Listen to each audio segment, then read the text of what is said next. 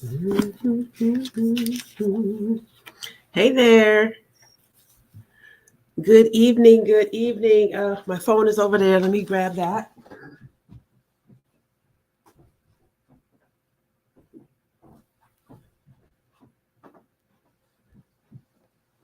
Welcome, everyone. It's Monday night, and you know what that means. Senior Pet Chat time. Good evening. Good evening. We'll wait a couple minutes and let some folks join us while I make sure all of my lines are open. Want to make sure all my chats are visible to me so that if anyone has questions, I can answer them. Or if you have answers to the questions that I pose, that I am able to see all of your comments. So if you are here with me tonight, feel free to go ahead and put your senior pet's name and breed in the chat. We know that it's not only just cats and dogs who have senior issues, but we have all kinds of animals that come to the clinic and who see changes in their pets as they get older. Reptiles, birds, smaller mammals, even fish. Some people, I think, don't koi live for a very long time. And I'm sure those fish and other species that live for a very long time experience senior issues. You guys, you're here. It's the Senior Pet Chat with Dr. Croom. And again, we come here every single Monday night at 7:30 across several platforms. Why do we do the Senior Pet Chat? Why did I take it upon myself to choose this as a topic? I just love senior pets. I love being able to, as a holistic veterinarian, give their bodies a chance to rejuvenate and heal themselves. That is all a part of holistic medicine. For those who are curious, we add all aspects of the animal's body, mind, spirit to allow it to heal itself. So tonight, our topic, you may have seen our post about this earlier. Our topic tonight is senior pets and shoulder pain. Senior pets and shoulder pain. And one of the reasons I didn't just leave this as senior pets and their joint pain, because I'd say there's a pretty big misconception about senior pets and their joint pain. Most of the time, when we talk about senior pets and their joint pain, there's this misconception that it's always the hips. The hips, the hips, the hips, the hips, hip and joint, hips. And the hips are really, really important because they do bear a lot of the weight. Let's see. Hi there, Radhika. How you doing?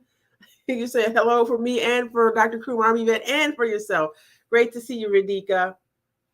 Let me see, and I'm going to go over here and open up my Facebook page and make sure that on my personal page, I'm able to see the comments here. So excuse me real quick. They changed Facebook recently. I'm like, what am I doing? I'm switching over here to switch over there. And let's see, am I able to see the video? We're live right now. Okay, is that today? Oh no, that was last week. Okay, oh, there we go. Okay, boom. See, what do you know? Okay, so again, misconception about senior pets and their pain, joint pain, is that it's all about the hips. That's what we hear the most of. And that is really important. This week I actually had to break out some of my show and tell. Remember show and tell? Man, I tell you, I'm going to try to be a little bit childlike every day so that I can have some of those good memories, of childhood and of things like show and tell. I love show and tell. My dad would always have stuff like this around the house. And I would always have something interesting to show after he taught me about it. So let's take a look at this actual live skeleton. This animal is, I'm not sure how old, but my dad, like I said, this is one of his tools that he used for his schooling and his teaching. Let's see. Okay, boom. Let's switch over to the personal page. So now, again, we said just now that one of the main misconceptions about senior pets and joint pain is that hip. We see that hip. We see what's happening here as far as looking at the physics and the force, that's put here. We know there's a lot of leaping and a lot of jumping, and probably with our some of our pets around here, a lot of jumping onto the sofa, right? Jumping right up, using those hind legs, using those hips.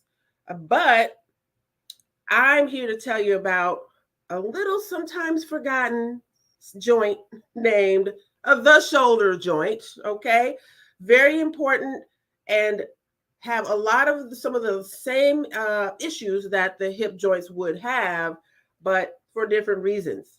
Sometimes with animals, just as with humans, they can compensate. If they have some issue in the back, then they're going to compensate on the front part of the body and sometimes get an injury in those areas, right? So today, when we talk about the shoulder pain, I'm going to break it down for you a little bit and show you just what's going on here. So you may remember from biology class, or if you took an anatomy class, that the shoulder is indeed a ball and socket joint. So you have that scapula, the shoulder blade, right? And the scapula, which you can usually feel that spine of that scapula. And then it comes down to the humerus.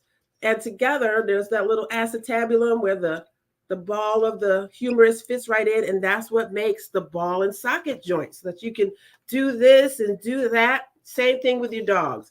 Everything is held in by tendons and ligaments. We know that, okay? So this bears a lot of the weight. If you look at the percentage of the weight of this smaller dog, you can see there's a lot. There's a big old heavy skull.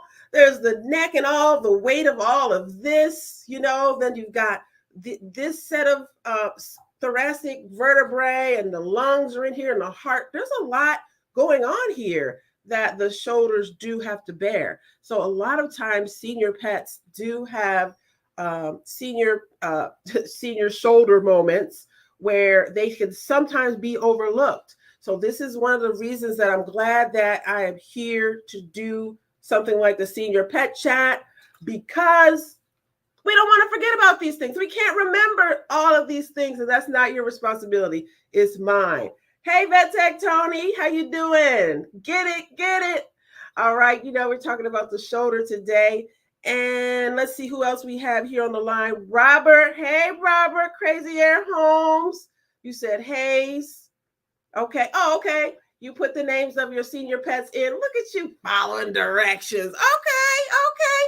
You said Hayes, your niece's dog, and then Slider, your red-eared turtle, are all senior pets. Yes. See, this is exactly what we're talking about. It's not just cats and dogs around here, okay? And turtles, can also have issues with these various joints as well. Maybe it's not always about the amount of force that was put on, but maybe it's about their nutrient level, right? Maybe they go through a period of time in their 100 years of living, turtles, and maybe they went through a drought of a period of time where there weren't not much nutrients, and those shoulders break down. That calcium allows that the calcium is seeping out of the bones because they're not getting enough in their meal. So yes, mixed dog. Hey, Dr. Lloyd, how you doing? So tonight again, we are talking about joint pain in senior pets, but we're focusing on that shoulder joint. A lot of times senior pets get osteoarthritis. We got inflammation in that ball and socket joint. They're putting a lot of weight on it. They're jumping around and dancing around and trying to get treats, right? And they can get osteoarthritis. There's also some diseases that they can get genetically that affect the shoulders that, you just never know with genes. I tell you, I love genetics class back in undergrad. It was one of my first classes in undergrad that I was like, oh my God, I got an A, like in this hard class that's supposedly so hard. That's why I always tell the kids, don't just assume something is hard. Don't just assume gross anatomy is so hard. Get in there and do it yourself. You never know what skills are going to come out in yourself. Okay. So we're talking about the shoulder here and the fact that it's usually overlooked. And if you remember from back in school, the genetics teach us that you never know what you're going to come up with. We did a little Punnett square and everything like that. So one of the shoulder diseases that animals can come up with unexpectedly is called osteochondritis dissecans, OCD. And that's where it's the formation of the bone and the joint itself. I'm just like talking about, okay. Okay, so the OCD, that's when they're born with the joint not fitting together correctly. So then there's little flaps of cartilage that start to stick up. And I know you can imagine that sounds very painful. Okay. Hello, Gertrude Croom. How you doing, ma'am? Yes, yes, yes. So that's really, really important. I want you to know, yes, the hips are very important as far as a set of joints to be careful with, but take a look at this. Take a look at how all of there are so many joints in the body. And I just want to make sure that you understand that the hips is just one set, okay? Look at this elbow joint, right? And all these intricate bones coming together, rubbing against each other. Hopefully those little soft pads are in there, giving that cushioning that they need. But as they get older, even joints like the toes, look at that. There's a joint in each nail that allows them to lift their nails up and detract and contract and all of that. All joints, all can have pain in them. All can be crunchy, and not lubricated like they should. So just keep that in mind. If you've got senior pets, don't just focus on that hip joint. You got to focus on them all. Even as I was going through my chiropractic certification recently, they reminded us in between each rib, even there's a little joint in there that attaches to the spinal cord. All of these things I manipulate when I'm doing my chiropractic. So, all right. So yes, I had to bring out the show and tell tonight to talk about these joints. Now, one thing as the pets get older, we know that there's other things that happen like muscle mass loss, right? And that's going to affect the joints as well.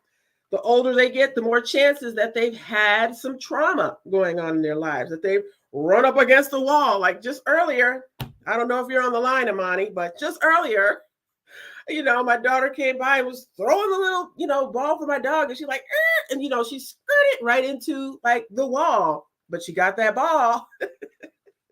And so this is the kind of cumulative trauma that can happen to a pet where maybe it's not just one, incident that happens. It's some repetitive things that are happening. And then we also have our pets that are show animals, right? Whether it's show horses, goats. We talked about 4-H recently with the 3 Wise Pet Pros. You've got all of these animals that are putting repeated strain on their bodies in different ways. I work with performance dogs quite a bit, and I have some very nice herbs for them. But just imagine all the strain. They go out for a full day, catching birds, straining their necks, coming back, following rules, and just breaking down all that muscle.